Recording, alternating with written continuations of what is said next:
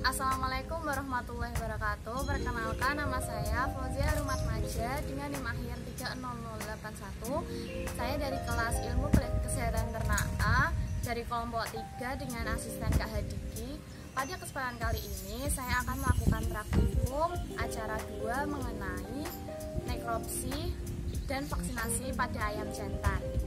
Selamat menyaksikan. Nah, apa itu nekropsi? Nekropsi merupakan suatu metode yang cepat, murah, mudah, dan tepat untuk melihat perubahan organ-organ pasca mati di lapangan yang memberikan gambaran lebih mendalam dari patogenesis suatu penyakit. Alat dan bahan yang digunakan dalam praktikum nekropsi unggas yaitu sarung tangan lateks, pisau, gunting, alas plastik besar, dan ayam jantan. Sebelum nekropsi, perlu dilakukan pengamatan performans pada ayam. Pengamatan bertujuan untuk melihat apakah ayam sehat atau tidak.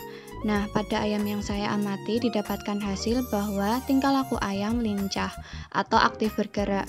Bulu ayam halus dan mengkilap, tidak terdapat perubahan anatomi pada anggota tubuh ayam, paruh bersih, mata ayam bersih, sinus ayam bersih, serta bagian lubang kloaka ayam yang diamati pun juga bersih. Dengan data-data tersebut, ayam jantan dikatakan dalam kondisi sehat. Selanjutnya yaitu proses penyembelihan ayam. Sebelumnya, ayam harus dipegangi oleh 2 orang.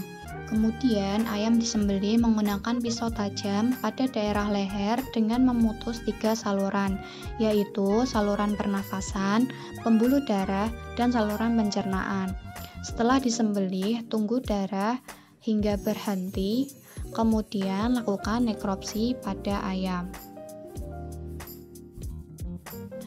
Setelah disembelih, ayam diletakkan pada alas plastik besar, kemudian basahi bulu dengan air dan cabuti bulu tubuhnya. Pemeriksaan nekropsi yang pertama yaitu pemeriksaan tubuh atau kulit ayam. Tubuh atau kulit ayam yang saya amati dalam keadaan sehat, di mana tidak ada memar maupun luka. Selanjutnya yaitu pemeriksaan kaki ayam. Ayam yang saya amati memiliki pembengkakan pada ruas jari kakinya, disebabkan karena kelainan sejak lahir atau cacat bawaan. Selanjutnya, pemeriksaan bagian kepala mulai dari mata, hidung, rongga mulut, dan otak.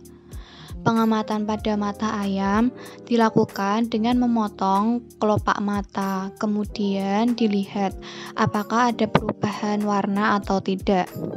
Ayam yang saya amati matanya nampak jernih dan kelopak matanya tidak terdapat perubahan warna. Pada pengamatan hidung atau sinus ayam yang saya amati, hidungnya nampak bersih. Dan paruh juga tidak terdapat lendir atau padatan seperti keju. Pada pengamatan otak ayam dilakukan dengan memotong bagian atas kepala ayam. Lalu dilihat apakah terdapat bercak-bercak ataupun flek pada otak ayam. Ayam yang saya amati memiliki otak yang baik, tidak terdapat bercak-bercak ataupun flek pada otaknya. Pemeriksaan selanjutnya yaitu pemeriksaan pada leher ayam, yaitu dengan cara mengamati apakah leher ayam terdapat luka atau tidak. Nah, ayam yang saya amati memiliki leher yang baik karena tidak terdapat luka ataupun pendarahan pada lehernya. Selanjutnya yaitu pemeriksaan rongga dada ayam dengan cara membuka bagian rongga dada dengan gunting atau pisau, lalu amati apakah terdapat kelainan atau tidak, terdapat bercak-bercak merah atau tidak. Ayam yang saya amati termasuk ayam yang sehat karena rongga dadanya bersih dan tidak terdapat luka maupun bercak kemerahan. Selanjutnya pemeriksaan jantung yang dilakukan dengan memisahkan organ jantung pada tubuh ayam. Lalu amati jantung dengan melihat apakah terdapat perubahan warna, terdapat peradangan atau tidak, dan apakah pembungkus jantung dipenuhi air atau tidak. Jika jantung memiliki tanda-tanda tersebut, maka jantung ayam terindikasi adanya penyakit. Ayam yang saya amati memiliki jantung yang baik dan sehat karena tidak terdapat peradangan, perubahan warna, dan pembungkus jantung tidak dipenuhi air. Selanjutnya, pemeriksaan saluran pernafasan, yaitu pada organ paru-paru. Pemeriksaan ini dilakukan dengan cara memutus organ mulai dari trakea, bronkus, dan paru-paru menggunakan gunting. Lalu amati apakah paru-paru terdapat peradangan atau kerusakan. Paru-paru ayam yang saya amati sudah baik karena tidak ada kerusakan maupun peradangan paru-paru. Kemudian uji apung, dilihat apakah paru-paru mengapung atau tenggelam. Apabila tenggelam maka paru-paru tidak sehat. Paru-paru ayam yang saya amati sudah sehat, normal dan baik karena terapung di atas air. Selanjutnya pemeriksaan saluran pencernaan dengan memeriksa organ tembolok, perventrikulus maupun usus. Pada tembolok dan perventrikulus ayam yang saya amati tidak terdapat adanya peradangan dan di dalamnya berisi makanan yang dicerna dalam keadaan normal.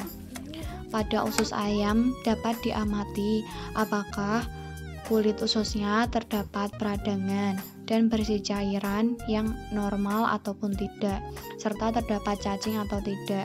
Ayam yang saya amati memiliki usus yang baik dengan kulit usus normal dan berisi cairan yang semestinya dan tidak. Pemeriksaan nekropsi terakhir yaitu pemeriksaan saluran reproduksi pada ayam. Ayam yang saya amati yaitu ayam jantan di mana organ reproduksinya sudah lengkap serta memiliki 2 testis yang normal. Vaksinasi.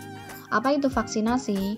Vaksinasi merupakan salah satu cara paling efektif sebagai pencegahan terhadap penyakit injeksi. Pemberian vaksin pada ternak bertujuan untuk menjaga sistem kekebalan tubuh ternak agar tidak mudah terserang penyakit, serta untuk mencegah penyebaran penyakit pada unggas. Terdapat 2 jenis vaksin. Pertama, vaksin aktif. Vaksin aktif merupakan vaksin yang mengandung mikroorganisme hidup yang telah dilemahkan dan berfungsi untuk membentuk kekebalan tubuh. Kedua yaitu vaksin inaktif, yang merupakan vaksin yang mengandung mikroorganisme hidup yang telah dimatikan dengan metode tertentu di mana virus akan tetap utuh namun kehilangan kemampuan untuk berkembang biak. Selanjutnya metode pemberian vaksin. Pada vaksin aktif memiliki 3 metode yaitu metode langsung atau tetes yang diberikan pada mata, mulut, dan telinga. Kemudian metode intramuskular yang diberikan dengan suntik otot dan sayap. Metode yang ketiga yaitu metode air minum yang dicampur dengan air minum. Pada vaksin inaktif memiliki 1 metode yaitu metode injeksi melalui intramuskular yaitu dengan suntik otot dan melalui subkutan yaitu dengan suntik di bawah kulit di atas otot. Berikut ini adalah contoh-contoh vaksin. Pertama vaksin Gumboro, kedua vaksin AI, ketiga vaksin MD. Baik, sekian penjelasan praktikum yang dapat saya lakukan. Apabila ada kesalahan kata maupun perbuatan, saya mohon maaf. Wassalamualaikum warahmatullahi wabarakatuh.